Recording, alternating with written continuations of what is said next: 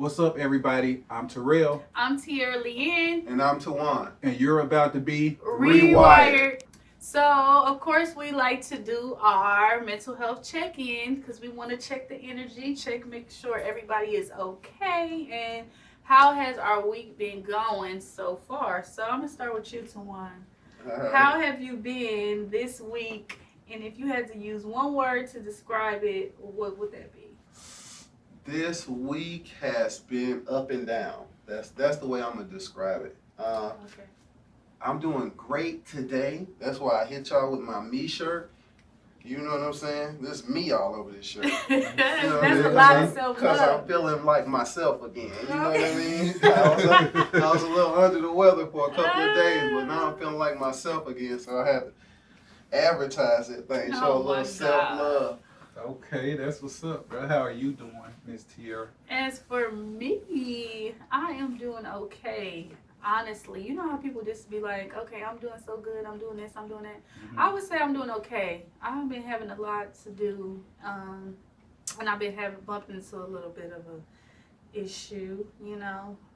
My window got busted out last week. I wow. did not That's always a appreciate headache. that. Okay. Yes, so it's the just unknown. It's the unknown okay. for me. It's just unnecessary for me. Unnecessary money being spent for me. You probably had to go about 5 places to get that junk done. That's what it is for me. So yeah, I'm okay. That's what's How up, about man. you? Okay, I'm gonna have to go with a combo word for my one word. Okay. It's really like 2 words. What is that? Stretched thin. Stretched thin? Yes. You been stretching yourself thin? Been stretched. Well, it's not really me. I think that to whom much is given, much is required. Yes. So, you know, I got to be a lot of things for a lot of different people. Mhm. And sometimes it's tough. But I just try to take it one day at a time, do the best I can at the task that's in front of me at that point in time, and then debrief after that. However that happens, it's just how it happens. You Well, that's feel me? good. I just want y'all to know, basically, the mental health check-in has been brought upon by us, wanting you guys to see the real us and to understand that we are human beings like anybody else. And me, I always come in, as you know, Marcus, I always come in and I'm always trying to make sure I set the tone in the room and make sure our energy is where it needs to be, because we need to be able to be at our top in order to function and tell y'all about mental health.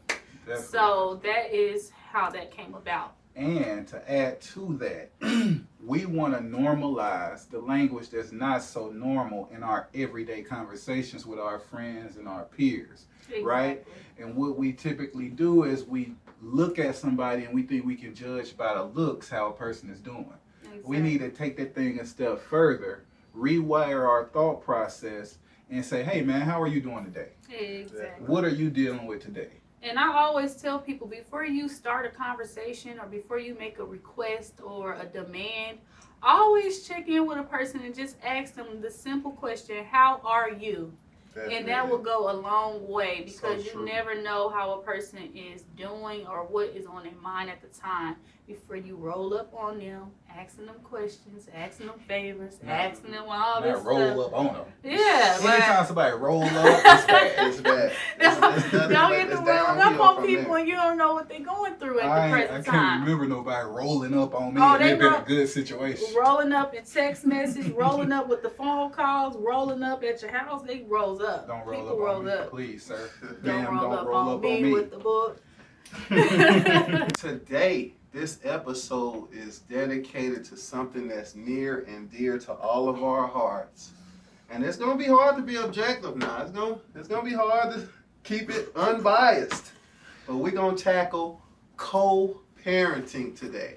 Definitely, and I think that one of the things that I'm going to try my best to do is to learn from everybody else's experiences. If anybody is watching this that got some suggestions for your boy, I'm not above learning from nobody. Definitely. And we all need to be rewired on this one. Definitely. Okay. And I think that a lot of the things that we do wrong in the co-parenting situation in our community is due to ignorance. It's not due to malicious intent.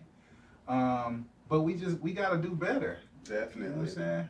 Exactly, because study shows that children who are who grow up in single parent homes, they are at higher risk for drug use. They are at higher risk for teenage pregnancy. They are at higher risk for committing crimes, and they are at higher risk for just becoming a little bit more unruly. Mhm. So I feel like the more that we can work together as a society, as a country, as just human beings, period, it will make our children and our future a little bit better.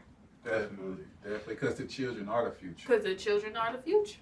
Definitely. Well, I really, through my research, I kind of came up with a couple of things that I see us do wrong a lot. And one of the major things was it's sometimes hard to release that emotional attachment for the other party and focus solely on the child.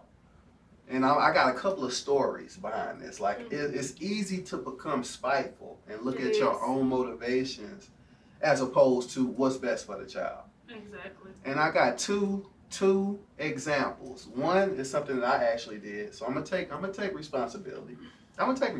Yeah, don't worry about me. I got mine. And then one is one that I saw on I think it was Young Jock Morning Show. I heard it. It was the radio show. So I'm gonna start with me first. The first thing was my son was going through some issues, and his mom thought that he should get therapy. Mm-hmm. My first thought is one of complete disrespect. Like, how dare you try to find him another therapist when I'm a therapist? You know what I'm saying? Like, why wouldn't you send him to talk to me about his issues? But I had to rewire myself and say, hey, I'm his dad. You know what I'm saying? There's certain things he probably not going to feel comfortable talking to me about. I was about to say that. So, you know what I'm saying? It took a little maturity on my part to keep it about him and not make it about me. Definitely. So how did you rewire your thought process? Like, how did that play out? Boy, it took a couple of conversations with him, honestly. Like, man, do you feel like you would benefit from a therapist? Mhm. Right. And he liked the lady, so I was like, I mean, my hands was tied at that point. Yeah. So yeah, that it really just took me having a conversation with him. Right. And kind seeing of get out of your own feelings. Yeah, because it's easy to see your point of view if you haven't heard anybody else's point of view. Right. And he liked the little lady, so we kept her. That's what's up. Because he liked his therapist? He liked her. Yeah, That he may liked be a little talking to her. conflict of interest. No, he didn't like her. Like he wasn't okay. attracted to her. Because but you repeated that twice as if he that was a wanted good he wanted to keep seeing her. So I would feel like less of a parent if I kept him from her. Right. Yeah. And then here's the other one that I heard. Okay, it's a lady on the radio. She in a co-parenting situation. Her I'm not gonna say her child's father Mm-hmm. was now in a relationship with a hairstylist. So every time the little girl went over to the dad's house, the new girlfriend was doing the child's hair. Mm-hmm. So As she should. as she should. Right. So the mom, the custodial parent, got mad, cut the little girl's hair off. Oh, I heard about Cut that. all her hair off. The little girl's devastated, like literally crying, like, Mom, why you cut my hair off? She said, no, it ain't no other woman playing in my child hair. If anybody's gonna be doing your hair, it's me. So I'm gonna give you a style that I can maintain. I think where that comes from is Please help us understand. Please help us the understand. bitterness syndrome. Okay. And it comes from what you were saying about the unattachment. When you are co-parenting, we have to first understand that co-parenting is a lifetime relationship. Please That's a understand. relationship that's going to last forever. So regardless if you and your child's father work out or not, you should be able to compromise with him, and you should be able to make some type of agreement or arrangement when it comes to them dating outside of you. Mm-hmm. So a lot of times it comes where the woman is feeling like, I'm the mom, this is my child, even though I'm going to get to that. I have a lot of points I want to make with co-parenting, with healthy traits and healthy attitudes to have when it comes to co-parenting. But it's like, okay, well, I'm the mom, and I feel like nobody should be around my child. for one, we have to learn how to take away the my. Because it's Please. not your child. It's our child. Exactly. Which means the father has just as much as right to entertain or have someone else in their life just as well as you do. Definitely. Now, you have to have those boundaries. Also, you have to have those conversations as well. So the parent, the other parent, which is, I think in that case, the mother could feel comfortable. Hey, I am going to have Sabrina braid Keely hair today. Is that okay? I noticed her hair was a little rough. You get what I'm saying? Like, you have to be able to communicate and not just take it upon yourself, but let them know. And when you let them know, if they have something to say about that, that's when you can raise your point and continue to do what you were doing as a father. Because like I said, it's not my child, it's our child. So just as well as you went to go take your child to get their hair done somewhere, the father did the same thing. What is wrong with that? We have to stop this double standard thing where it's like, okay, since I'm the mom, whatever I do with the child is right. And whatever you do with the child, I'm going to have to raise an eyebrow on that because I don't know. It's got to pass my inspection. Yeah, like it has to pass some type of expectation or expectation. And I feel like that in that case, when I heard that, I was just like, that is delirious. That is insane to do. For one, you harmed your child just based off of your own emotions. For two, all she did was get her hair done. And for three, the dad has a right to get his daughter hair braided by somebody else. Responsibility to keep her hair done. You want your child. Yeah. So if she was to show up back at your doorstep looking a mess, then you would have something to say about that. So it's like you putting men in a situation where they can't win or lose, and I don't like that. That is the type of co-parenting where I do disagree with, and it's unhealthy and it's toxic. And think about this, just to kind of piggyback off what you said. You kind of hit one of my suggestions. I'll get to that later, like you said. Mm-hmm. But if the kid is the focal point, right? This is the whole reason why we doing this whole thing. We ain't communicating about taxes. Right. We ain't talking about religious beliefs. This is about something that we both got in common. Right. You know what I'm saying? And if that's the case, think about the experience for the kid. You got to go to school with a bald head. Because my mama don't want my daddy to get my hair done? No, that's just child abuse. She should have been penalized. It should be some type of penalty, honestly. That is ridiculous. A mom gets caught tripping. Because dad's getting caught tripping, it's a huge penalty for that. Like, you can't be tripping as a dad, because if you get to that place where you tripping, you're going to be back in court. Exactly. So let me tell y'all a little bit about my experience around co-parenting. Like I said, I'm just being transparent. Mm-hmm. I'm not above learning from, especially from you, Tierra, because you're the product of a co-parenting relationship. Mm-hmm. And my whole focus is the kid. You know what I'm saying? I want my daughter to grow up and have everything I had as a kid and more, and everything that she needs to be successful as an adult, right? So I'm not trying to say I'm perfect. I'm sure I've done some stuff wrong at some point, but it wasn't because I wasn't trying my damn best. Right. You know what I'm saying? So I'm going to tell y'all a little bit about my experience real quick, and then transition to a couple of suggestions, and then hopefully learn something from y'all. Maybe. Right. So when I had my first kid, I was damn 27 years old. I was damn near 30. I wasn't no kid. So I had seen this play out 20 times by the time it was my turn. So I thought the reason why this thing is going south with most of my friends is because they not trying hard enough to show that they gonna be there for their kid. So I was like, as long as I show my consistency, as long as I show that I'm there, I'm in it to win it, I'm in this thing for the long haul, and I'm not just, taking care of the kid because we entertain each other. You know what I'm saying? Because I've seen that before too. From the dude perspective, is I'm gonna take care of these kids as long as we together. But if we break up, they on you. They on you. Yeah. Right. Yeah. So I was like, as long as I'm not like that, mine ain't gonna go left like that. And it was actually going good for a long time. Like I felt like when it was going good, were y'all on good terms? I thought we was. I mean, I didn't have no beef with her. I think what happened, the only thing that we was beefing about regularly, that hair thing was an issue.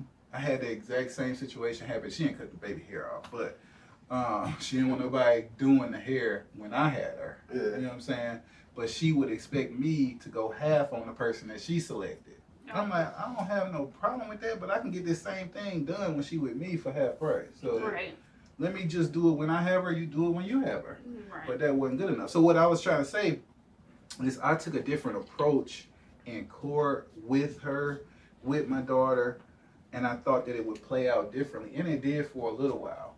But I think what ended up happening was there was different parenting styles.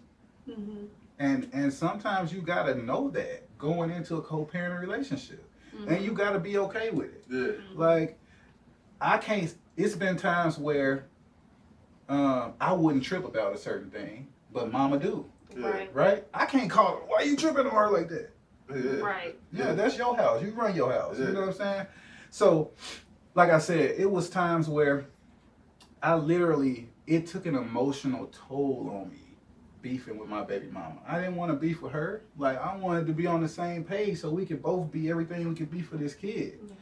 But I had to deal with my own feelings and get over the trauma that emotionally happened to me through that situation before I could be everything I could be for my daughter. Right. You know what I'm saying? And I had to release a lot of the feelings that I had personally before I could focus my attention solely on my daughter. What type of emotional trauma did you go through? Like what was heartbreaking for you? Any experiences? Man, the day I went to court the first time, I left out of there feeling raped. Literally, like I had been raped, like something was took from me that I couldn't get back, literally. Like, Wow. I went in there with my best pay stubs. You hear me? I said, here's my best ones. Take a percentage of this. But also know that we already got something out of court. I had all my documentation that I was consistent. You know what I'm saying? And proved that I was a stand-up guy. And they said, thanks for that. But before this process, all of that was a gift. So that's good that you're doing that. We glad that you're doing that. We just gonna tack this on to it. Yeah, we're not gonna take that into consideration. Right. But good job. Exactly. So it was like, that was traumatic. The other thing that was traumatic was when I was doing for my daughter, at first, I did not get the reward that you feel when you do for other people. Like when I do something for you, I'm like, damn, I did that. I chose to go and do that. Right. You know what I'm saying? So before the court got involved, I thought I was doing that because I was trying to be a good father. Right. But when you force me to do it, you know what I'm saying? Or do it a certain way at a certain time and this is how you send the It takes money. away from the thrill. Of It things. takes all the reward that the father might get out of actually being a father. Definitely. So I fell into a situation where I was like, I don't know, it was like literally with sweat when I saw my daughter's mom calling my phone. Yeah. Literally would be like filled with anxiety, like, dang, what's wrong now? Yeah. I'm Right. trying my best here. You know what I'm saying? But the thing that was kind of disheartening was the reason why I felt like that was because I was in it to win it. I was trying to do all the suggestions. I Right. was trying to implement all of the things that she wanted to happen. I wanted to mimic her structure at her house so it wasn't a Right. drop off at Yeah. my house. So it was just like, it really took an emotional toll on me, honestly. And I didn't want to be looked at as a secondary parent. Like, I wanted to be just as influential with regard to the person that she ended up being in the long haul as her mom. You know what I'm saying? So that was my experience. Like I said, anybody that got suggestions, I'm open to them. I would say this from my end. Suggestion number one. You said this, but you didn't really say this. I think we both, men and women, have a tendency to look at the kid as a possession Yeah. and not an entire person with their own Identity.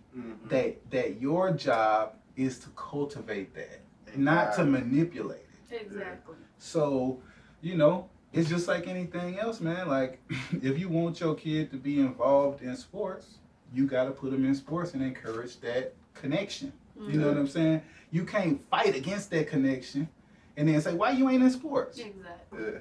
You know what I'm saying? So, I mean, you got to unlearn that learned response of looking at the kid as a possession. That's a good suggestion.